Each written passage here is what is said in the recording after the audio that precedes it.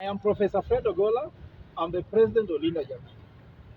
Today we are here in Nakuru County and we are here to address the Bunge la Wananchi and the Nakuru County as a whole, following a declaration that Linda Jamii made with Bunge la Wananchi CBD in Nairobi, which is the national convener for all the Bunge la Wananchi throughout the country.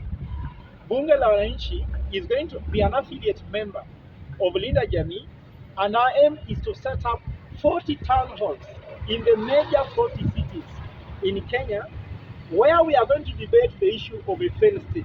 What is a failed state? A failed state is whereby the government is not functioning and opposition is confused, judiciary is shameless, and parliament has lost touch with the Wananchi. How is this happening?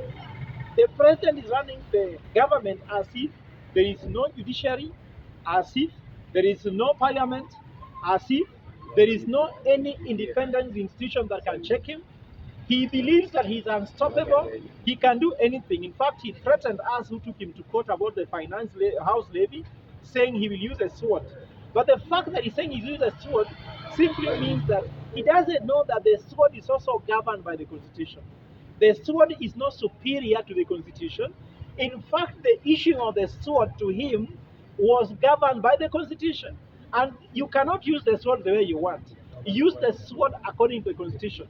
And let me tell the president, you are only unstoppable if you are going with the Constitution.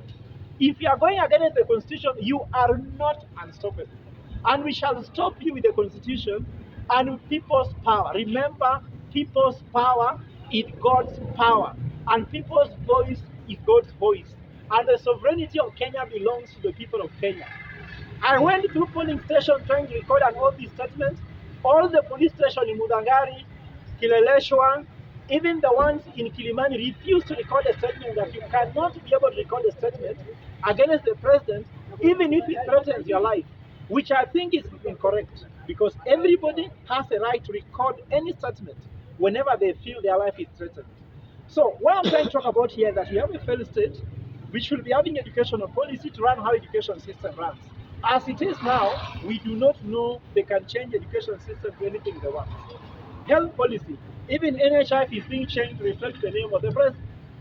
If you go to the matters of the foreign policy, the president is talking the way he wants.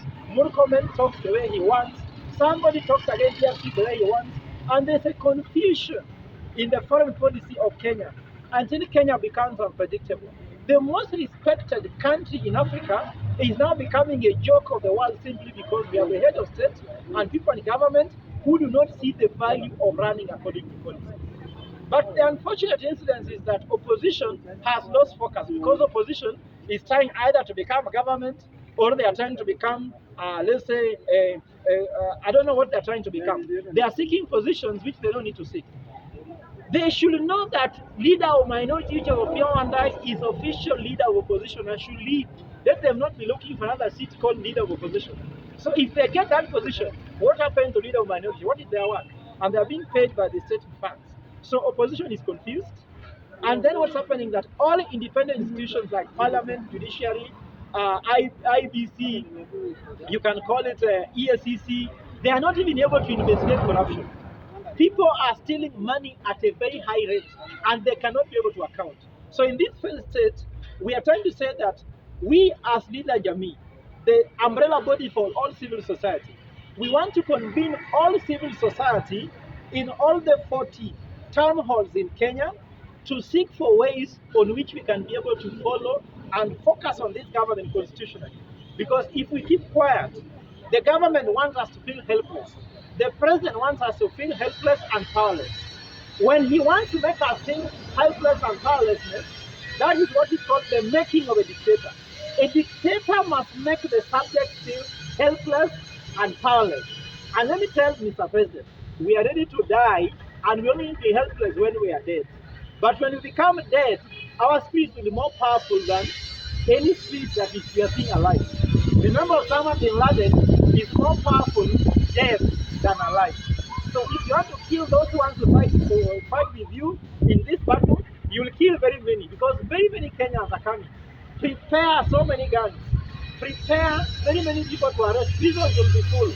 and prepare also money for burial because both is regarded in large amounts. Kwanza, kabla sijasahau, ningetaka kuwatakia Wakenya kila laheri wakati wa Krismasi.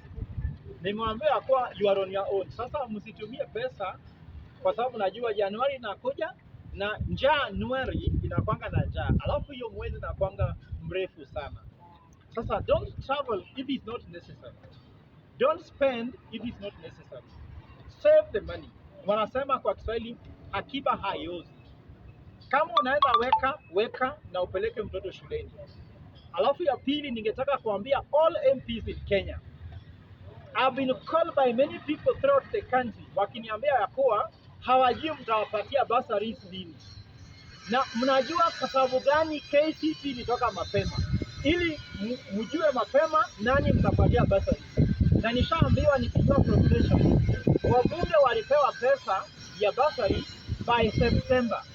Please, chukua hiyo list, waambie wale watoto wanafaa wapate bursary, wajue na mapema nani atapata na nani hatapata ili wajipange. Kwa sababu wanasema mapema ndio best. Usiwache wazazi kama wanahangaika mpaka Christmas ishe, wakule chapati yote, wakimaliza chapati waone kama hizi pakaro. Kila MP uko na bursary fund. Please peana sahihi ili wazazi wakule Christmas na furaha wakijua kwa watoto wataenda shuleni. Na nataka kuambia Wakenya, tabia yako ndio unalipia. Ukikunywa pombe mingi utakuwa umelipa bili mingi sana ya pombe. Ukiwa na furaha nyumbani na mama au hutaki pesa mingi sana, ukinunua tu pengine omena na ugali ukule, furaha ndio ulete mingi kwa nyumba. Usilete fitina, usilete vita kwa nyumba, tukae kama tunapendana. Yesu anazaliwa kwa roho yetu.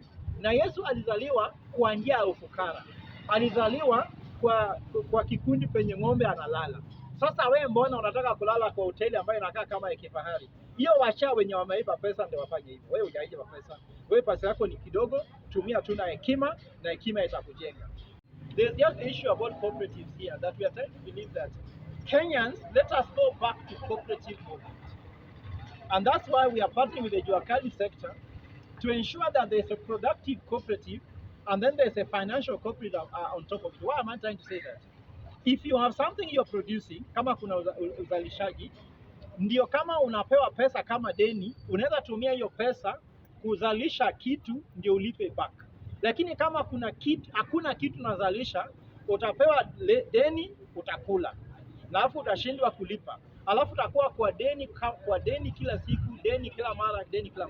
Sasa nataka kuambia Wakenya, let us partner with Bottom Line Unique Association, which is now, we are working with Alinda Jamii to drive the issue of cooperative movement, sacco movement, Juakali sector, so that another part of cottage industries coming in. Nakuru is a very, very good hub for industrialization, right for it. Everything is right here in Nakuru.